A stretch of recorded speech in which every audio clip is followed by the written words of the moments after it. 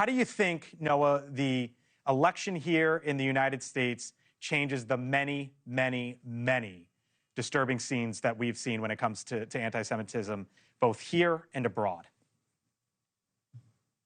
Well, this is going to be a long game that we're going to have to be playing because we've seen anti-Semitism on the rise in the last 30 years, and its new form, anti-Zionism, which is what we've seen in Amsterdam last night.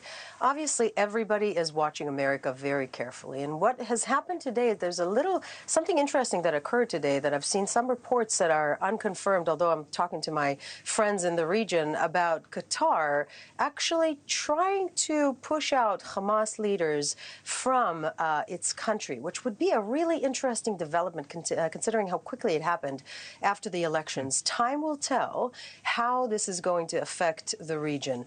The region obviously prefers what they refer to as a strong man, or what they perceive as a strong man. They are, it's not a very polite region. They understand when they see aircraft carriers coming into the region. That's what Iran understands. Iran, as the head of the octopus of everything and anything that's bad about the Middle East, including all its proxies, Hamas and Hezbollah and the Houthis and so on and so forth, needs to hear America loud and clear, needs to believe that America is actually carrying that big stick. And I hope they're listening this time around.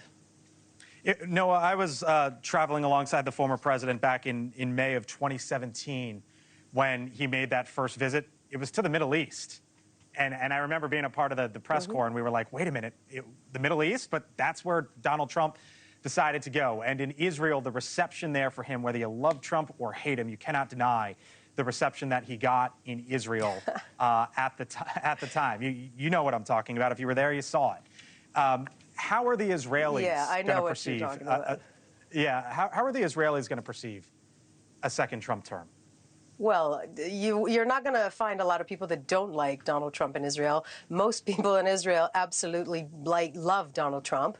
They also appreciate President Biden, but they love President Trump. And they want somebody to get this over with. This is something that cannot be dealt with softly. This is something that needs to be dealt with force. Iran should not be allowed to have nuclear power at all whatsoever. This is not just the interest of Israel. It's not just the interest of Saudi Arabia. This is entire region and the world needs to be united with that. Iran has been creating these proxies around Israel for decades now in order to protect itself, to destroy Israel, and to protect the nuclear plant that they're building. We have to stop them, and I believe that both administrations understand this, but I think the Middle East is paying attention to what's happening right now.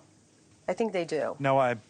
No, I botched your book the first time around. Apologies. It is a simple guide to the most misunderstood country on earth. She is Noa Tishby. Thanks for being back with us here on the Hill. I appreciate it. We'll talk to you again soon. Thanks, Noa. Thank you for watching. And make sure you go to joinnn.com to find NewsNation on your television provider. And don't forget to click the red subscribe button below to get more of NewsNation's fact-driven, unbiased coverage.